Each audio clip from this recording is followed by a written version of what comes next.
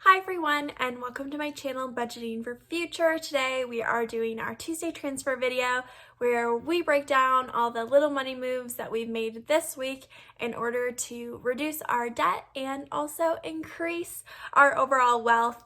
It has been an interesting week to say the least. We just closed out our most recent budget and the numbers were a little wonky to say the least. We did a great job of reducing how much we spent in groceries, but we spent a lot in eating out to make up for it. Overall, we were able to reduce our overall expenses for the pay period, so we did have a little bit of money left over, and I'm going to share that amount with you right now. We were able to put $147.04 towards our down payment sinking fund with the money that was left over from that budget. We are fastly approaching about $7,000 saved up for that down payment, so that is pretty exciting there. We were also paid in the last week, so there are some money moves that are associated with us receiving our paychecks. We do work for the same employer, so we're paid on the same Friday every 2 Fridays, and that's how we do all of our budgeting. We first paid off a 401k loan, just the minimum, which was $57.34. We are now officially under $2,000 left off to pay that. I think it's sitting at around $1,970. So looking like we'll be able to pay that off pretty easily with no extra work by the end of 2022. But as I always say on the channel, if the market does happen to crash in the meantime, we will probably just pay it off in full. With 401k loans, you're really just owing yourself the money. So we previously had taken out some money from our 401k in order to pay for the house that we live in, but we now have to pay ourselves that money back at an interest rate. So when we pay it off, we're re-entering the stock market, and since it's doing pretty well so far, even with inflation making things a little bit more tricky, we are not finding a need to really put extra money into the market because it does seem so hot right now. We'd rather wait until maybe a dip happens where we're able to buy some stocks and index funds at a little bit of a discount because that's kind of how we like to think of market fluctuations.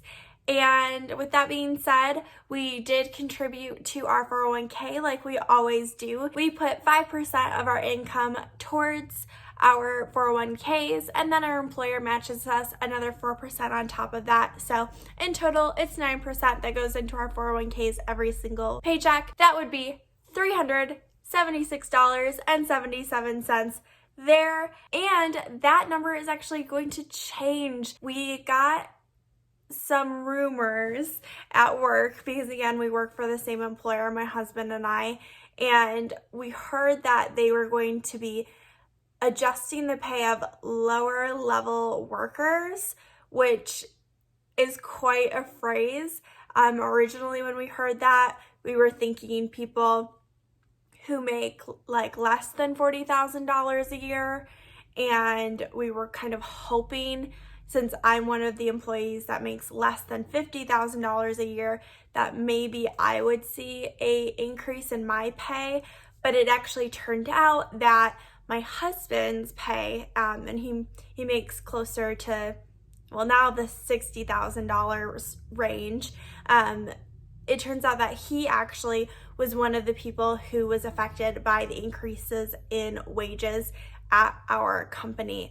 So he previously was making about $28.77 per hour, and now he's going to be making $30.10 an hour. So our amount of income for year over year has gone up $2,766.40. The second we heard, we were kind of in shock because we didn't think this would affect him, and we were kind of just hoping it would affect our family in some way. And now that we have that little bit more money, we are in talks of maybe changing our financial goals and trying to figure out exactly what will that look like for us. Are we going to put more money into the stock market? Less? Are we going to consider other options for what to do with our money. I feel like every time we end up getting our pays changed or any big bills change in our lives, it's always a really good time to kind of reevaluate where you're at and where your goals are. We do try to make sure that we have a yearly goal in mind when we start the year, but a year is 365 days, and to be quite frank, because we are so new in our careers, I feel like our pays are always changing and typically always going for the better. This year alone, we both received merit raises, and then I got a new job, and now he's also seeing an increase in his wage, and who knows, next week I might find out that I get the same. So we'll see how things go, but we are kind of excited that we will have a little bit more money in the budget to play with. At this point, I'm thinking we'll probably look into starting to invest a little bit in the stock market, but not within retirement accounts. That's kind of what it's looking like is going to be our solution to trying to better distribute our money so we're not just holding it all in cash. Every time we contribute to our down payment sinking fund, that is cash. It's not being invested in any sort of stocks, index funds, mutual funds, nothing of the sort. And I'm a little concerned about being too cash heavy because inflation numbers are going up. We saw in the newest reports that just came out on Friday or Thursday, I think, that we're starting to see inflation go down a little bit in this past month, so that's exciting. But last month, I think we're at a 0.8% inflation just for the month alone, which is bananas. We were told that the reason he received an increase in wage was because of the fact that we are a company that's having such a high turnover, and as you probably know, in your area of the US, we're watching a lot of businesses opening back up, which is really exciting. But I swear every single business we go to, they are hiring for help. They're pretty desperate for help, and it's really affecting, the kind of service that you get when you're going to different dining establishments and shops and things of that nature. So I think our company is trying to be really proactive with it because we are also heavily impacted by that. We've got about 100 open positions at our company just within a 5-mile radius of our house. So we are definitely trying to become a little bit more competitive in wage in order to try and retain our employees. So it's kind of nice that they're not just offering new people to come on at higher rates, but they're also giving us more money to encourage us to stay with our company and not try and move to other companies who are also really trying to hire right now. So a little bit of exciting news there, and we will see in the future that we will be contributing more to our 401ks because of the fact that it is a percentage of our income.